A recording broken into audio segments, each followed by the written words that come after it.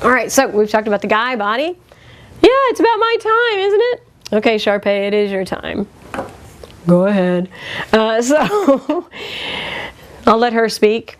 Well, what did you say that my body is hiding and inviting? What do you mean by that? Well, you say. Okay, thanks, Sharpay. All right, what about hiding and inviting? Well, girls and guys, you should listen. Girls, your bodies are hiding insofar as we should always dress modestly. I don't know, don't raise your hand, but I'm sure some of y'all were like me when I was like in not fourth grade, in about 4 years old, and my older brother Johnny, and he and I were working out in the garden. He took off his shirt, and I thought I should be able to, but my mom taught me at a young age, no, girls don't do that. She didn't say, because you're hiding, but that's the concept she was teaching. So, the body of the female is particularly beautiful, and therefore we cover that which is sacred. And I'm not talking about like hiding or like this, nor am I talking about the other extreme where it's too showy and not hiding at all. But I'm talking about the proper flattering of the female body. And then let me tell you one more thing. Another thing I think we need to work on, ladies, is to be hiding with regard to our emotions. With our emotions. Instead of sharing tons and tons of stuff with all sorts of people right away, maybe we need to be hiding more with regard to that. So I can imagine that some of you probably text and IM and email and do all sorts of phone calls and what else? What other technology is there? And all the time, you know, bombarding various people with what you're thinking, etc.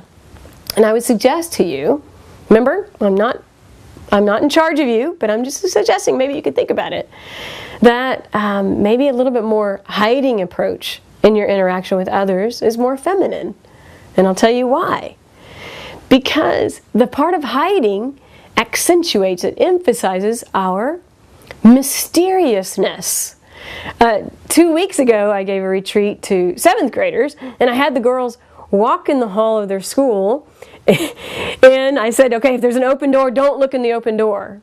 Oh my gosh, they couldn't resist except for like 2 of them. They're like, we couldn't do it.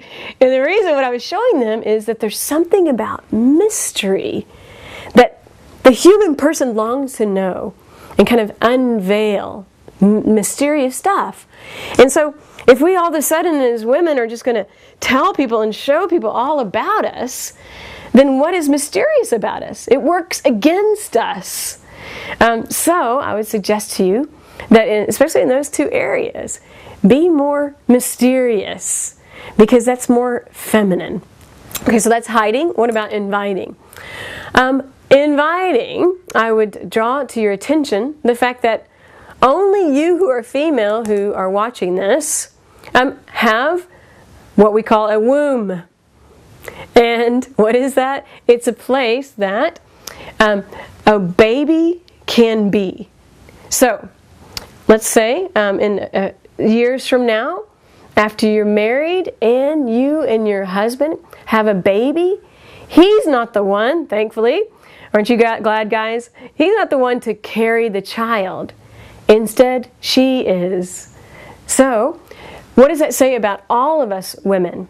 I've never been married, never had a baby, but I know by virtue of the fact that I have a womb that I am meant to be welcoming because I invite. What does that mean? It means that all people, our bodies tell us about how we should love all people. So with regard to this fact of welcoming, every person that I come in contact with, I'm supposed to be welcoming. And I'm also supposed to care for. I'm supposed to welcome and care for.